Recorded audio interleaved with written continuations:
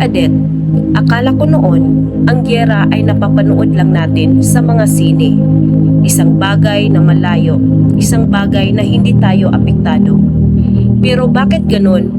Parang unti-unti nang lumalapit ang putukan sa pintuan natin. Adet, itago mo na lang ako sa pangalang Isabel. Isang simpleng nanay na nagtatrabaho sa isang factory at may 2 anak na nag-aaral. Ang asawa ko nagmamaniho ng jeep, isang ordinaryong pamilyang Pilipino, ika nga. Pero nitong mga nakaraang buwan, Adet, hindi na ako makatulog ng maayos. Hindi dahil sa ingay ng kapitbahay, kundi dahil sa ingay ng loob ng ulo ko. Anong kinatatakutan mo, Isabel? Yung mga balita, Adet, yung mga namamatay sa ibang bansa. Sabi nila, malayo raw yun. Pero ramdam ko yung kaba sa tuwing titingin ako sa mga anak ko. Paano kung umabot dito? Yun ang tanong na hindi ko maalis sa isip ko. Sa bawat gabi na tinitingnan ko silang natutulog, nararamdaman ko yung bigat na baka bukas o sa susunod na araw magbago ang lahat. At hindi lang yung takot sa bomba, Adet. Ang masakit, yung unti-unting pinapatay ng krisis, yung pangarap namin. Yung kuryente, pataas ng pataas. Yung bigas, parang ginto na kung bilhin. Nung isang araw, narinig kong nag-aaway ang asawa ko at ang may-ari ng jeep dahil sa taas ng krudo. Ang ending, bawas ang naiuwing pera sa amin.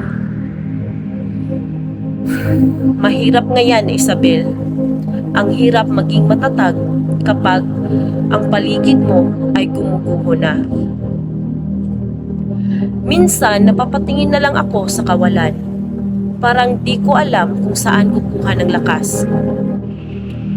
Yung mga paninda ko na sideline, halos na di na rin tumatakbo dahil mahal na ang raw materials. Yung mga donuts, bawas na ang laman para lang di itaas ang presyo. Parang lahat tayo, Adet, biktima ng giyera na di naman natin sinimulan. Adet, may isang gabi na talagang di ko na kaya. Umiiyak ako habang naglilinis ng kwarto. Nakita ko yung luma kong Biblia sa ilalim ng mga gamit. Matagal ko na yung di nabubuklat. Pero nung gabi yon, parang may nagtulak sa akin na buksan yon. Ano ang nabasa mo, Isabel? Bumukas ito sa Mateo 24:6. Sabi doon, makakarinig kayo ng mga digmaan at mga balita tungkol sa digmaan. Ngunit huwag kayong mabalisa. Ang mga bagay na ito ay dapat mangyari. Ngunit hindi pa ito ang wakas. Napakagandang verse niyan, Isabel. Anong nararamdaman mo nung mabasa mo yon? Parang may malamig na tubig na ibinuhos sa nag-aapoy kong puso. Huwag mabalisa. Hindi sinabing di mangyayari ang gulo, kundi huwag matakot sa kabila nito. At lalo pa nung mabasa ko ang Filipos 4:5-7. Huwag kayong mabalisa tungkol sa anumang bagay. Sa halip, sabihin ninyo sa Diyos ang inyong kailangan sa pamamagitan ng panalangin na may pasasalamat. At ang kapayapaan ng Diyos na hindi kayang unawain ng sinuman ang mag-iingat sa inyong puso at pag-iisip dahil sa inyong pakipag-isa kay Kristo Jesus. Doon ko na-realize, Adet, ang takot ay walang naitutulong. Ang pagkabahala ay di makapagpapababa ng presyo ng kuryente. Ang kailangan natin ay kapayapaan na nanggagaling sa itaas at aksyon dito sa ibaba.